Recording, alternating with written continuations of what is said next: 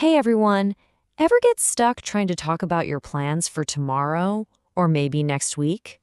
Well, today we're going to make talking about the future super easy.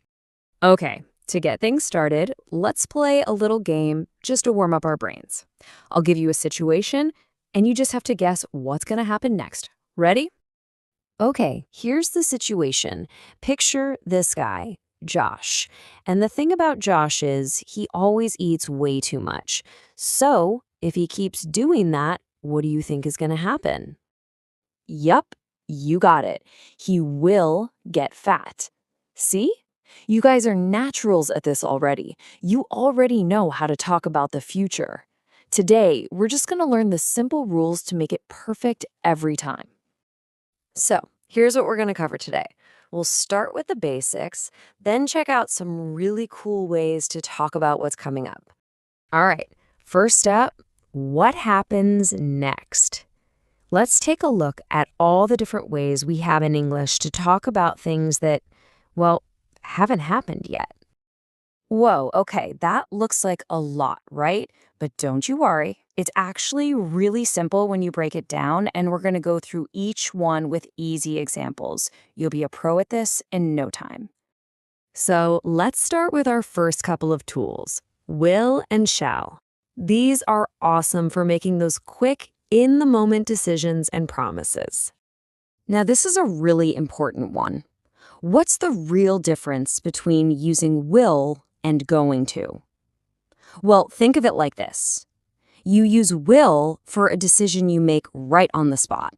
Like, oh, it's getting dark. I will switch on the light. It's a sudden thought. But going to is for a plan you made earlier.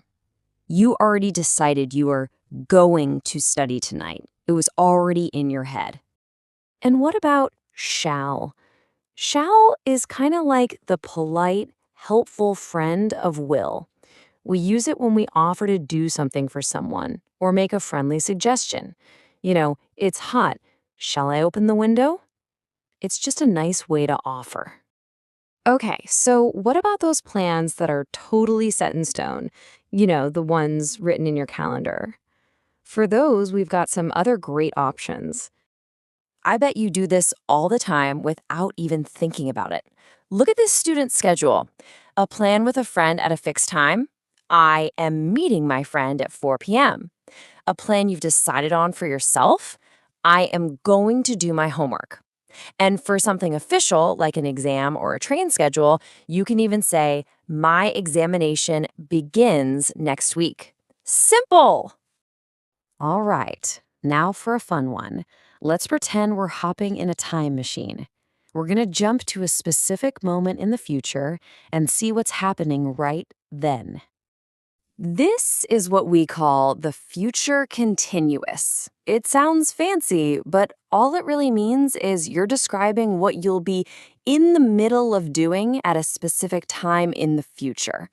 So tomorrow at 10 a.m., you won't be starting or finishing. You will be writing. The action is in progress. This timeline makes it super clear. At 4 p.m., you leave school. At 6 p.m., you go home. So what's happening smack dab in the middle of that at 5 p.m., you will be playing cricket. See? You're right in the middle of the action. Okay, this next one, the future perfect, sounds really tricky, but I promise it's not. The easiest way to think about it is finishing something before a deadline in the future. Let's just walk through it together, step by step. First, you've got your future deadline. The flight leaves at 8 p.m. Second, you've got a task to do before that. You're packing. You just put them together. By the time my flight leaves, I will have finished my packing. The packing is done before the deadline. So yeah, the big idea here is completion. The action is finished, it's over, it's done by a certain time in the future. The movie will have finished by 9 p.m. By 9:01, you're already talking about how great it was. Okay, you've seen all the tools in the toolbox. Now it's your turn to build something.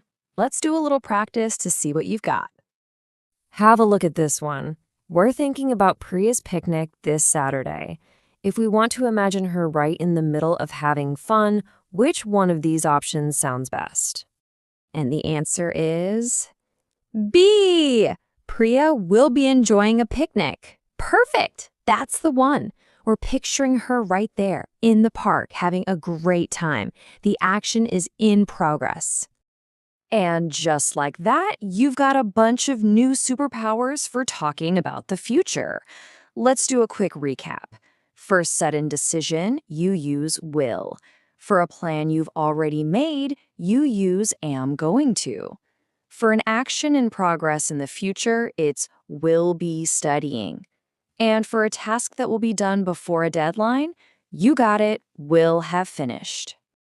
And that brings us to the end. So, I'll leave you with one last question to think about. What's one thing you are going to do right after this? Give it a shot using what we learned today. Thanks for joining me.